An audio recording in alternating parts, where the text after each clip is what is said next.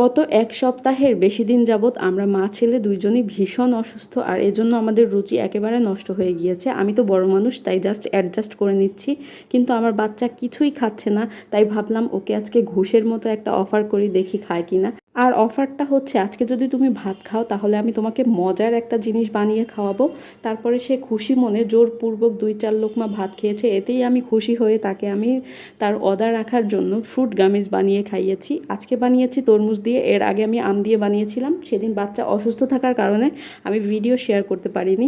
তরমুজ দিয়ে বানানোর জন্য আমি এখানে ২ কাপ পরিমাণ তরমুজ ব্লেন্ড করে বীজ ছাড়িয়ে ছেঁকে নিয়েছি। এরপরে আগার আগার পাউডার ১ চামচ দিয়ে ভালোভাবে জাল করে যখন আঠালো ভাব হয়ে গিয়েছে, তখন এই কিউট মোল্ডে ঢেলে ফ্রিজে ৪ ঘন্টার জন্য সেট হতে দিয়েছিলাম। দেখো ৪ ঘন্টা পরে কত সুন্দর সেট হয়েছে, এত কিউট আর সফট হয়েছে। আমার বাচ্চা পেয়ে খুশি, ও তো এগুলো একটা একটা নিজের হাতে ধরে চেপে চেপে দেখে তারপরে খেয়েছে।